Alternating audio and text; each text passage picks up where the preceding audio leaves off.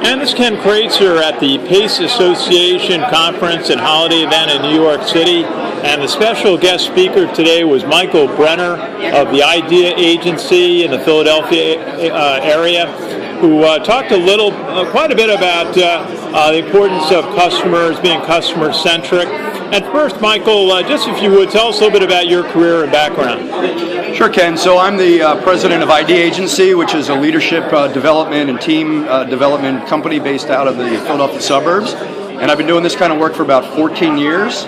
As a facilitator, trainer, consultant in the world of organizational development and helping people create effective and productive and collaborative workplaces. I'm also a university professor. I teach organizational behavior at a university near Philadelphia. And when I'm not doing all that, I'm a professional musician. So I have my fingers in a lot of different pies, as it were. And you talked in your comments to the audience today about the importance of organizations being customer-centric. Now, what does that mean? Well, I think customer-centric means being in the business of satisfying customers. So that would hold true whether you're in retail or manufacturing or finance. It's not so much the specific service or product that you offer, is your entire brand, is your entire organization driving toward the ultimate goal, which is 100% customer satisfaction and fulfillment. And I take my cues from Tony Hsieh of Zappos, who says, we're not in the shoe business, we're not in the retail business, we're in the customer satisfaction business. And to me, that really resonates, and I think every organization can sort of use that as a mantra. And one of your points was the importance of good listening skills, and something in our organization we believe in, to listen to our clients and prospects, and certainly all of us in the call center business, that's so important to listen to our customers, what their need is, so that we can properly address it. What do you feel when you say listening skills are important? Well, I think as Daniel Goleman, who was one of the pioneers of emotional intelligence, once said, he said, poor listening skills are like the common cold of leadership. And I think, by that he means that it's not something that,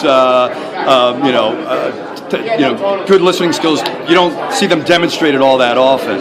And poor listening skills sort of travel like a virus right around an organization. So what I always go to in terms of active listening skills, people go, well, what does that mean? How can I incorporate those skills into my life? And I always go back to Stephen Covey's book, The 7 Habits of Highly Effective People, where he talks about habit number 5, seeking first to understand the other person and then for yourself to be understood. And I think if we incorporate that simple principle in our lives and we learn to recognize the other person's point of view and the other person's perspective before driving home our own point of view and our own perspective, it can make a world of difference in terms of our relationships and how well we interact with our fellow colleagues. So just a last question. You mentioned something, the importance of leadership asking what-if questions. Yeah. And so that we can all try to do what we do better. We're always thinking about how we can self-improve and the organization can improve.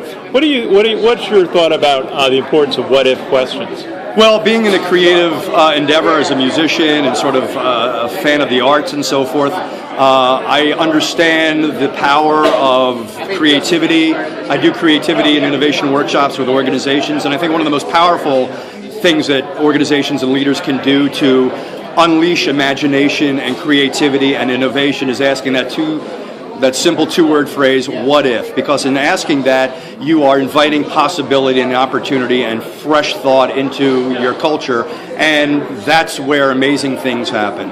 We don't grow as organizations by being static. We grow by asking these types of questions like what if, and that can send us off into amazing directions where we do incredible things that we didn't even think were possible. So simply by incorporating that two-word phrase into our leadership repertoire, it can be an amazingly powerful thing. And Michael Brenner, how can people reach you?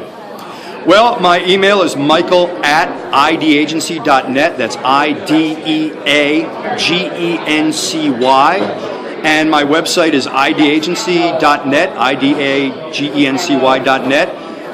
Feel free to send me an email, check me out on the web, and I'd be delighted to make your acquaintance. Michael Brenner, thank you very much. My pleasure. Thanks, Ken. Thank you. To the PACE Association today. It was my pleasure. Thank you for having me.